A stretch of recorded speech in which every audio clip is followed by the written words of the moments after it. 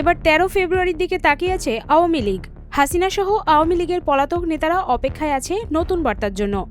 এদিন পতিত এ দলটির জন্য আসবে কি কোনো নতুন বার্তা? কেন ১৩ ফেব্রুয়ারি? আদতে ওই দিনই দীর্ঘ বৈঠক হওয়ার কথা রয়েছে ভারতের প্রধানমন্ত্রী নরেন্দ্র মোদী আর বিশ্বমোড়ল ডোনাল্ড ট্রাম্পের। কারণ এরই মাঝে চূড়ান্ত হয়েছে ভারতের প্রধানমন্ত্রীর যুক্তরাষ্ট্র সফর।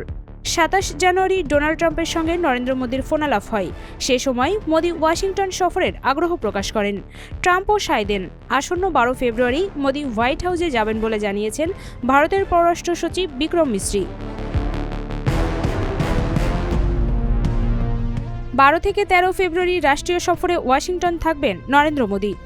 আর এই সফরে যুক্তরাষ্ট্রের প্রেসিডেন্ট ডোনাল্ড ট্রাম্পের বৈঠকে বাংলাদেশ প্রসঙ্গ উঠতে পারে বলেও জানিয়েছেন বিক্রম মিশ্রি।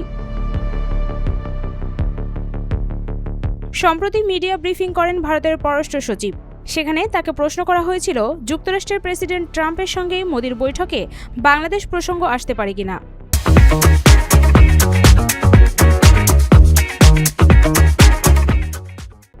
জবাবে বিক্রম মিশ্রি বলেন, আমি এই মুহূর্তে আগে থেকে পূর্বাভাস দিতে পারি না, তবে সেখানে আঞ্চলিক ও আন্তর্জাতিক বিভিন্ন বিষয় নিয়ে আলোচনা হবে এবং আমার ধারণা যেসব বিষয় আলোচনায় আসতে পারে সেগুলোর অন্যতম একটি হলো বাংলাদেশ।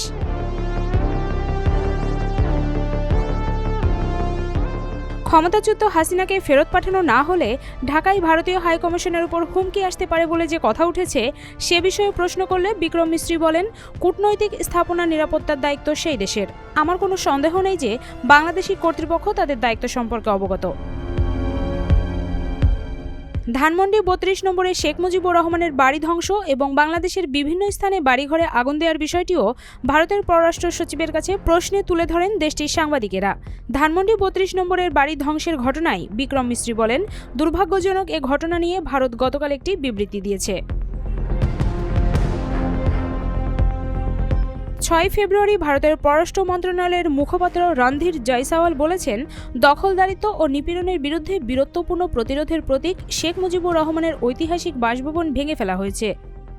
বিষয়টি খুবই দুঃখজনক। বিবৃতিতে আরও বলা হয়েছে, যারা বাঙালি পরিচয় নিয়ে গর্ব করেন এবং এই পরিচয় লালন করার পাশাপাশি স্বাধীনতা সংগ্রামকে মূল্য দেন, তারা সকলেই বাংলাদেশের জাতীয় চেতনার ক্ষেত্রে এই বাসভবনের গুরুত্ব সম্পর্কে অবগত। আমরা এই ভাঙচুরের তীব্র নিন্দা জানাই। শেখ মুজিব আর আওয়ামী লীগ নিয়ে ভারতের পররাষ্ট্র মুখপাত্রের এমন অতিপীড়িতি ভালো চোখে দেখছে না ছাত্র জনতা। ভারতের মুখপাত্রের এমন প্রতিক্রিয়ায় বাংলাদেশের সমাজ মাধ্যমের পাতায় প্রতিফলিত হয়েছে বিরূপ মন্তব্য।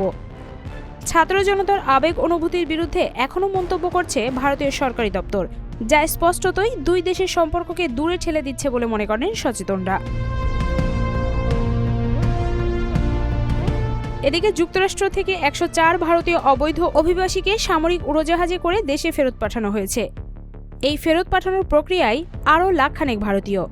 এ ঘটনার ২ দিন পর নরেন্দ্র মোদীর যুক্তরাষ্ট্র সফরের দিনক্ষণ জানালেন দেশটির পররাষ্ট্র সচিব।